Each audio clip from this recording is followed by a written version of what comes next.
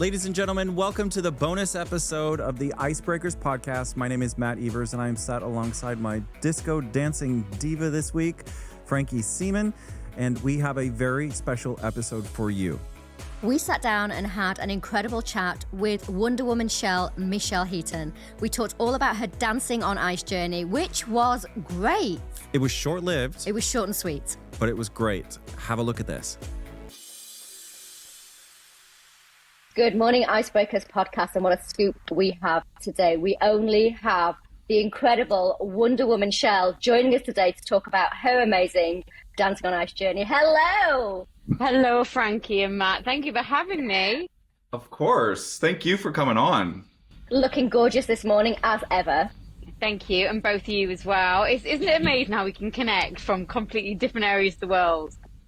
It's so true. And I think that all came from COVID, right? Like when Zoom became the new meeting place. And thankfully, through these technologies that we have, we're able to bring the listeners and bring the viewers these, pretty incredible interviews that we've had with some of the past DOI alumni. So we want to go back, obviously. We'll talk about some stuff outside of Dancing on Ice, but, because we're on topic with the Icebreakers, we really wanted to sort of like get your whole experience and also the history that you have with the show. I mean, you're a huge fan, first and foremost, and you were in studio last night. How was that? Yeah. So, going back, I am a huge fan. I've been a bit of a groupie of Dancing on Ice for quite so many years now. We're talking about 15 years. Yeah. I think it all started, like right at the beginning. Obviously, I was a massive fan of watching the show. And then Jessica from Liberty X took part in the show many, many moons ago. And then I thought, you know what, they're never going to ask me now because they've already had Jessica from Liberty X. But obviously time has passed and then my turn came around. And I had auditioned for it twice before. And in those periods where I did audition, I wasn't great. I was in active addiction at the time. And I just remember those periods of my life as a bit of a haze. And whilst I wanted something so deeply, everybody around me, except for myself, could see what a dark place I was in. And obviously it wasn't have been fair to me or the TV show or whoever program I would have got to put me in that situation. And then I got sober. It's been almost 3 years now. And then my time came up last year, which was amazing. And I was in the studio last night. I found what I saw last night is how, first of all, the incredible, how incredible they are. Like the standard it seems to get better every single year. It really does. But also, when you're there and you're watching it and then you see the clips at home, they look better on TV. Let's be fair. Let's be honest here. The camera tricks that they use, and you've got the guy skating around with the camera on him. And as he's skating, he's going opposite ways to where they're skating. So it automatically looks like they're going faster. But obviously it's a TV show. It would be quite boring if it was going at real speed. And I get that. It's so quick, they're on and off. And I remember that feeling of nervousness and feeling sick that you really don't have time to think. And before you know it, the music's on and you can see that evident in their faces. I'm pretty certain most of them, if not all of them, had fumbles right at the beginning. I don't know whether that was seen on the TV show, but for me watching, it was quite uncomfortable because I remember that feeling. Yeah. Yeah, we did see that. We saw that there was a lot of nerves last night, but you have to remember, I think, and you'll know this, that they only had a few days this week to put those routines together. So a lot of them just felt a bit underprepared. Yeah, and I could see that definitely. Although I do feel like I am no expert by any means. I do feel like the scoring didn't quite represent what I was seeing on the ice, especially the first couple of skates. I think they set the standard extremely high from the get-go and had nowhere to go with it. Yeah, I'd have to agree with you. I think we talked about this again last night on the podcast. We did feel that the leaderboard, we could shuffle the leaderboard because with the benefit of hindsight, once we've seen everybody, we can then compare who we think should have been a bit higher or who should have been a bit lower. And I was surprised that Claire was at the bottom of the leaderboard, to be honest. Yeah, I think that she was quite fluid on the ice, considering her injury as well. But obviously, as we know, injury doesn't mean more points for, you don't get forgiven for that. As we saw last year when Carly got eliminated, she was one of the better skaters. She could have lasted the distance, she could have won it, and she tore all of her shoulder fibroids and everything that was in her shoulder. It was literally ripped apart, and she kept going. But that meant, unfortunately, that she had to get eliminated, and that's what we kind of saw with Claire last night. Now, we know that you're really hot on your body, on your physical shape, on working out, and like how important your health journey is to you. Do you think that helped you when it came to being on the ice, having auditioned twice before when you weren't in a healthy place, or when you were in probably a more fragile place? Do you think that health journey really helped you once you got onto the ice? I do feel that it helped me in the sense that I wasn't prone to injury. I kind of had a lot of falls. I don't really have a fear. I was quite excited about the thrill and the elements of it. So in that instance, I felt like I could get back up and get back on it no matter what was thrown at me. The thing that let me down, which I didn't even factor in, is my age. And, whilst I have mobility and flexibility, computing it from the head to the toes in that nanosecond that you have to do it, it just didn't work for me. And that's where I felt I was gutted, that there's nothing I could have done to make that better. I think it's just an age thing and the way that my body works. The messages, the signals weren't going as fast as it would be if I was 10 years younger. And that's just the way it rolls. I think that shows a huge awareness. I very rarely hear celebrities come on here and really understand the mechanics of ice skating, but what you've just said shows a massive awareness that you understand our sport. Because actually, as you get older, the body doesn't function as quickly. Even though you can still do the same things, it just takes a little bit longer. And I think I have this conversation with David all the time about goalkeeping as well. Like in our heads, we think we can do it, but our bodies are like, it's just going to take a while to catch up, right? So I mean, absolutely. And you're super strong. You're one of the strongest people I know physically. You're so strong. But it's interesting that it's the head game as well that plays a part. Oh, massively, 100%. And whilst, you can have no fear and you really want to attack it, and you're agile and flexible and you've got all these components, if you don't have age on your side, it's with any sport. That's why we see footballers retire at an early age. You're like, what? They're only like late 20s, early 30s. But it's literally because you can't keep up with the speed of the new people, no matter how strong or physically fit that you are or how good a skater you are. I think it does come down to, with this show, because there's such a small time frame. You only have 2 or 3 days to really master a routine. And as I saw with Sally Dinova or even Patsy or Denise Welsh, them being over a certain age, it takes them that much longer to remember the choreography, to get the choreography into their body. And somebody of that age in a normal theatrical production who has weeks and weeks and weeks to rehearse, or has been on stage in the same show for 6 months, doesn't experience what you experienced with the time constraint, which makes the show so much more difficult. Yeah, absolutely, 100%. I think when I'm performing on stage, or if I'm in a play or a musical, you're right, it becomes second nature. You do it for a couple of weeks, you've got rehearsals, and then you're on stage, and after the first week under your belt, it's just automatic, it's muscle memory. My Liberty X routines are muscle memory. We could be without, like through COVID, we went a year or two without performing, got back together and, didn't need a rehearsal because our muscles just did what we learned. But you learn a new routine in a few days. And as you know, anybody who doesn't know, who's watching the show, you only get that 2 hours a day of ice, because then it becomes dangerous because you become lethargic and tired. Now, we know behind the scenes that certain people get some more ice time. But that's Who's that? I'm actually blown away by how much you understand the process. A lot of celebrities kind of go into it very blind and come out of it not particularly much more educated. So I'm really blown away by how you understand the process of your own body, but also how you understand the process of the show. And you're right, some people do get extra ice time, which, as you said, obviously, I saw that. some people will need it, obviously, and you have to forgive some people if they've been injured or they've missed a bit. But it can be frustrating. And I think we talked last night about Oti being on set with some of the performers and not other ones. And while she may or may not have brought whatever to the table, that's to me is irrelevant because they all have coaches. But she's actually forming a relationship with some of them where she isn't with others. And I found that a little bit unfair as well. I think that the judges either should be, in my opinion, should be judges and not hands-on. And that's why we have the Karen and the Dan who do an amazing job. And obviously, you know, the ice coaches as well, backstage, who are there and they help us perform, they help us get a routine together. And then the judges should be separate to that, because you're right, you can form bonds. And I've been a judge before on a talent show. I was a judge on the Irish X Factor.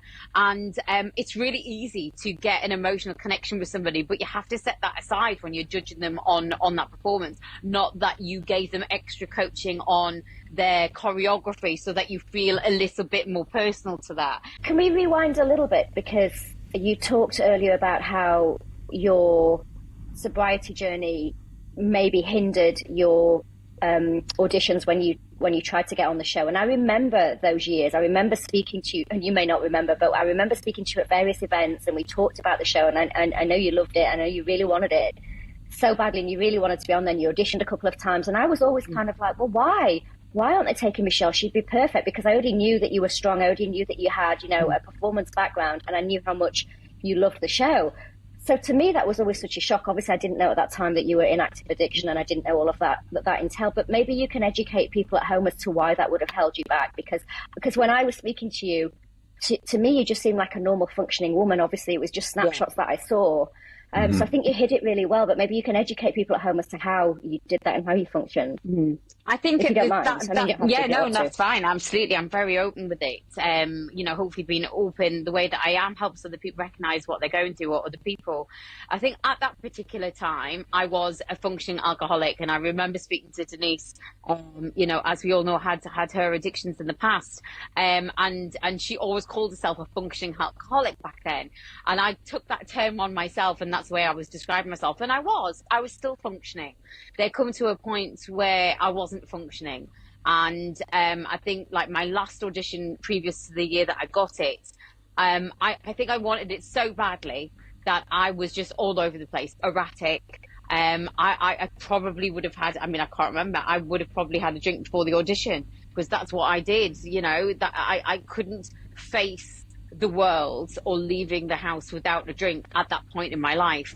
And whilst nobody said that they could smell it on me, that has definitely got to affect my appearance and the way that I talk to people and the way that I am articulating things. And that inevitably will have an effect on my balance on the ice, off the ice. You know, when you do these auditions, it's not just about what you do on the ice. It's as important to see whether you've got communication with your skills off the ice as well. As you know, there's a little dance routine to see whether you can do that, you know, at the same time.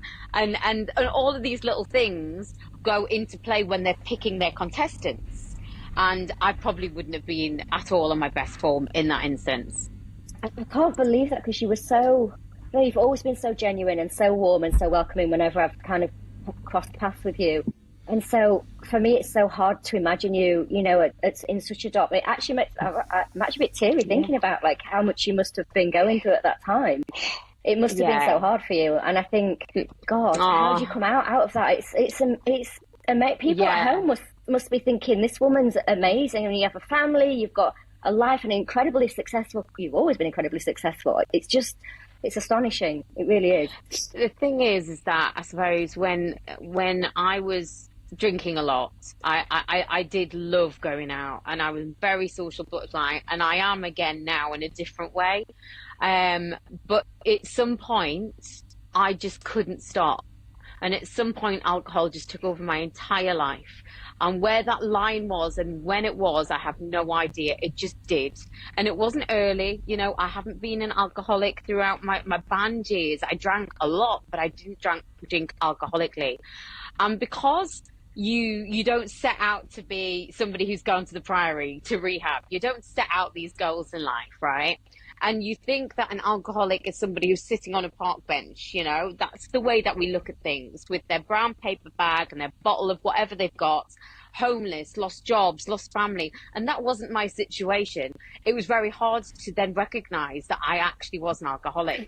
Yet, you know, Matt, Ali, my husband, my very close friends for the last 2 years of my alcoholism knew.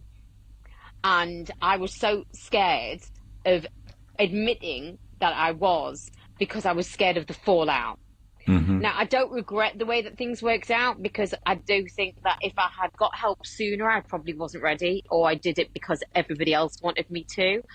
Because at that point, I didn't believe that I had a problem. I knew I drank too much, but I thought I was in control. But in fact, it was controlling me. And it took me another couple of years to bash myself to realize that.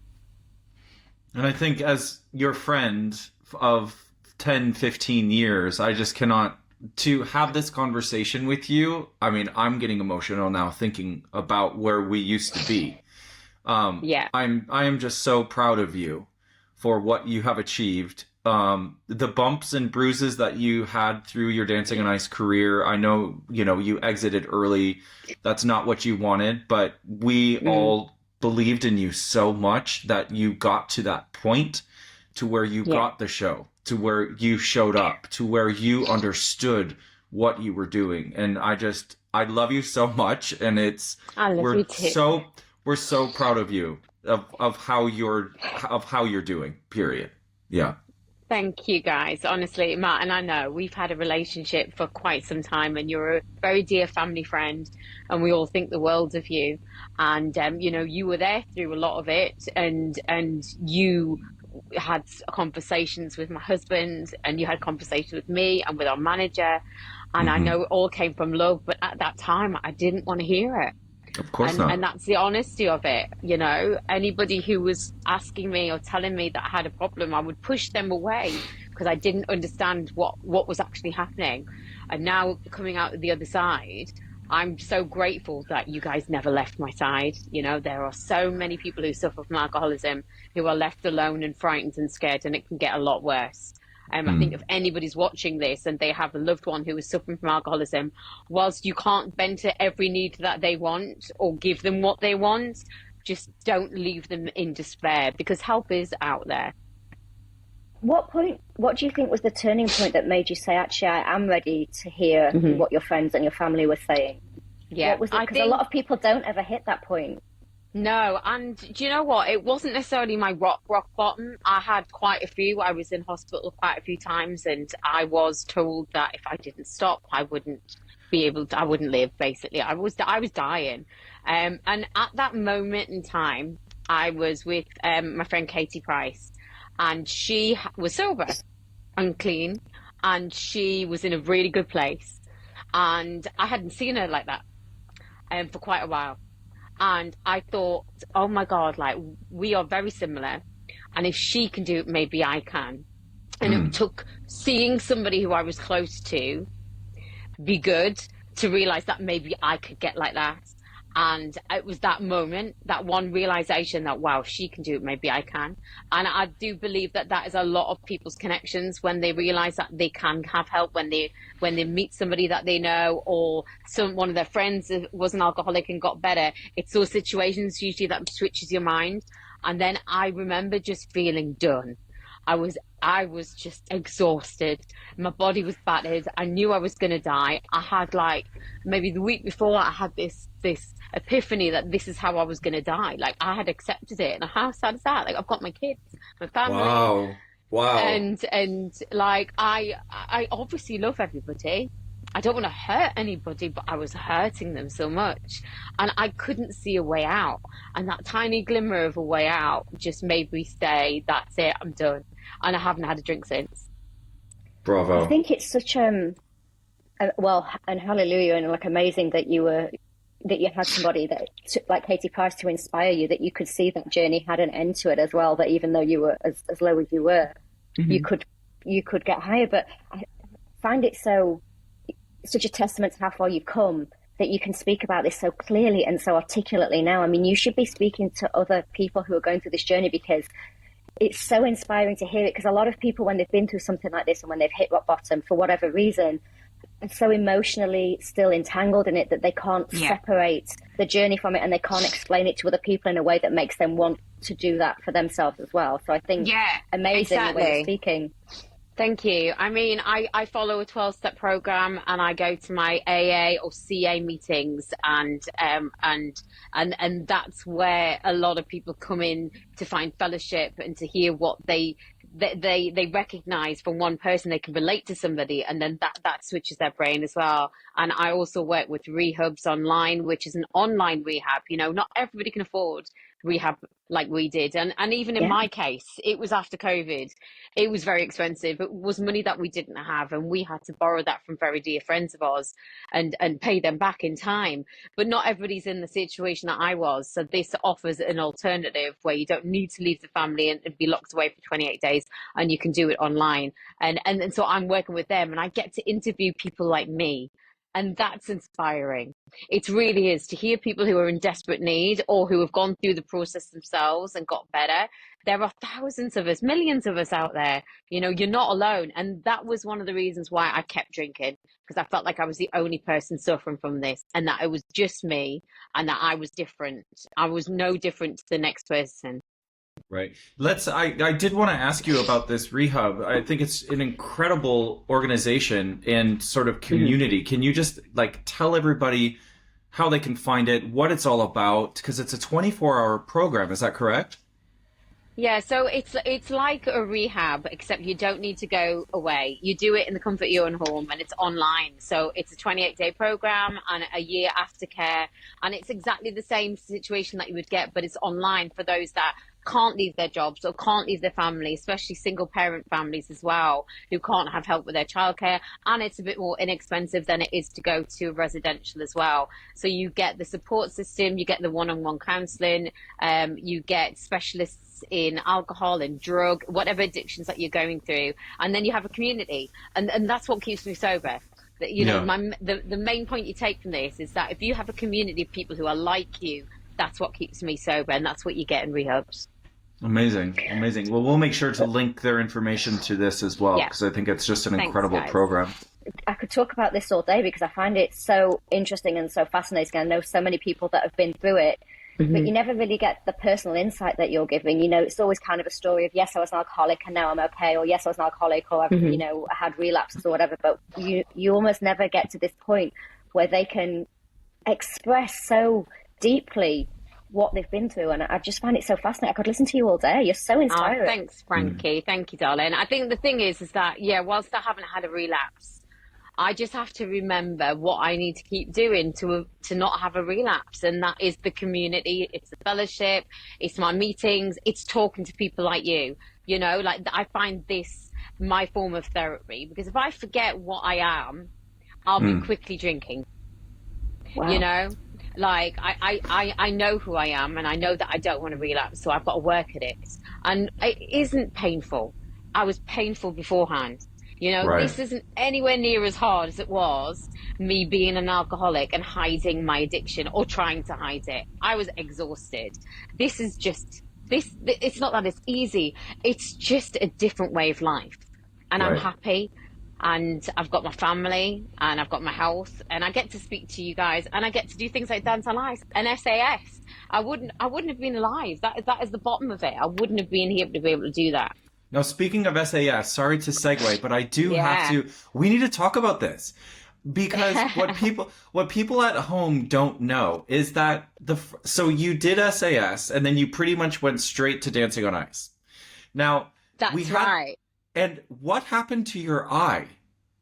Because you pretty much skated blind for like the first 2 months. Yeah, nobody knows that, right? As well, so that didn't help my competition skills, obviously. Yeah, so I had what was it called? It was rot eye or something like that. Yeah, parasite. There was myself, Matt Hancock, Jermaine, and I think Arj might have had. Arj had everything, so he probably had that as well. He came back wounded, mate. But yeah, pretty much I had to skate with a patch on, if you remember, with my coach, and I had to skate with one eye closed throughout the first 2 months until the live shows, pretty much. And it's still not good now. It really isn't. I've actually just booked an eyesight test in this morning. My eyesight's not been great since then. That is the hazard. You know, you sign your life away. I remember when I signed the forms, it was in case of death. then they, the gates of death. And Siva obviously did it as well. So we pretty much landed, and then the next week we were at our first, rehearsals, the first show and tell or whatever it was with Torval and Dean. So we literally landed that week and went straight out. Yeah, to be able to learn to skate with one eye. Do you know what I mean? Like... I know. I was like, you're not shooting me down now. I was like, no chance. Yeah. Well, at least in the dancing on ice contract, if there's that risk of death clause in it, at least you're going to look fabulous when you go down. Yeah, exactly. You've got that at least. Crystal at my eye. Crystal eye patch, you're all good to go. Thank you so much, Michelle, for this conversation. I think millions of people need to hear it, and hopefully, like you said, if one person hears this and can get help, it's worth it, right? Absolutely, 100%, definitely. So, know that there is help out there, and there's millions of us. You're not alone. Brilliant. Amazing. Incredible. Thank Wonder you so Woman much, Shell. guys. That's why you're Wonder Woman Shell. I put that name ages ago, and it stuck with me. Yeah, I like it. You should. It was a prophecy. To the ground. Yeah. I have one quick question before we let you go. It's a bit cheeky, but predictions for this series, if you don't mind. Come on, who are you thinking? You were there last night. I know you weren't supporting anybody, so you've got a completely unbiased opinion. Yeah. Who are you thinking? Oh gosh, I mean, Amber is amazing, but I do think that maybe it could be Vanessa's time again to win the trophy. Miles is very good, very good. I'd say it's between them two. Okay. It's hard. It's really difficult. But then I suppose Amber runs the risk of already being as good as she's going to get because she's already that good. In my opinion, her scores should have been higher again, because when you look at it relatively compared to what they gave Adele, then Amber, in my opinion, was 2 points up from Adele. Yeah. But they don't have far to go because of the point system at the beginning of the show, right? So how more fabulous should she have to be able to get more points when she's already at that standard where the same people were getting it last year? Yeah. She did say that I think they're going to try a headbanger this week, which again, that's peaking very early, because where do you go from there? How do you top that? So we'll see where she goes. Yeah, the thing about Amber is that if she brings more solo skating with it, then she'll get the more points, right? Yeah. Great observation. Well, she can't do a headbanger by herself. Yeah. Apart from that, who knows? New one. Michelle, thank you so much, my doll. Thanks, guys. What an incredible interview. Yeah, she's had quite the journey. And we wish you well, Michelle, because honestly, it was really inspirational listening to all the things that you've been through. So good luck to you, girl. We loved having you on the podcast. And now it's time to get to all of your guys' questions. Super busy again on the socials. You guys are hitting us up all over the place. So should we just get into these? Yeah, it's hard to keep up. What have you got? So this is a tweet, actually. An ex. This is an ex? No, we don't want to talk about my exes. We don't want to talk about mine either. Moving swiftly on. So this comes from Empress. Why is Lou being scored so low? Well, you tackle this every week, I think, and it's a great question, Empress, because I think Matt and I are really divided on this, and I think Lou is the great divider in this series. Yeah. I understand that she is skating, her skating skills are very impressive, but I'm just not feeling anything from her, actually. I think the reason why the judges are scoring her so low is the loss of connectivity between her and her audience. Again, like Frankie just said, the skills are there. The skating skills are there. The performance just isn't. And when you can't move a judge, or when they're not feeling anything from your performance, they're just not going to keep the score up, right? Does that make any sense? It made 100% sense. That's exactly how we're all feeling, I think. Yeah. Even you, if you're honest, I think you understand. I know that you're her biggest fan, and I agree she does have great skating skills, as I said, but we need a little passion. Yeah, absolutely. Now, this question is in reference to Amber's last week's skate. Barbie, from Jaybird, and they ask, I enjoyed Amber's skate, but how did she get the highest score when she didn't solo skate and the others skated far better and or had more solo work? I mean, I do think that the top of the leaderboard was contentious last week, definitely for me. I loved Amber's performance. She was 100% Barbie. I mean, she does have some incredible skills. Yeah. She had some amazing tricks. She did the cartwheel into the pencil, so we know that she's very strong. We know she's got these amazing leg lines. So there's a lot to like about Amber. And I think there was also a lot to like about Eddie last week. He did the whole Austin Powers thing, which he was very committed to. There was a lot to like about Adele. My goodness, that Matrix number that she did was iconic. So yeah, I agree with you. I think it could have gone either way. Obviously, the judges are judging on performance and skating. And I think on balance, she's bringing a high degree of both to the table. And what we'll typically see is with the female celebs, they do a lot less solo skating than the male celebs. Why that is, I don't know. It's just sort of, it's the history of this show. Probably because the male celebs learn to skate solo faster. Well, look, at the end of the day, I was a professional female skater, in case you hadn't noticed. I did notice, thanks. Thanks. And it's harder. We cannot support the men's weight, so they have to learn to skate on their own. And actually, my biggest thing was I would not let them touch me until they had done their warm-ups by themselves. As soon as they stepped on the ice, I was like, hands off, let's go warm up. And that kind of would get them used to skating by themselves, so it wasn't a fear factor. I think with the male partners, when you guys are so caring, and so the minute you see your female celebrity, you want to help her out, you want to kind of assist her because you want her to have a good experience. You don't want any negativity, you don't want her to fall straight away, or she's always going to be petrified. So of course you're helping her, and I think they become then so used to that and so dependent on you that sometimes it can be a hard habit to break. Nailed it. Yeah, absolutely. All right, again from X, Jonathan has asked, this is from last week, thoughts on no skate off. It seems to be unfair. I didn't like it.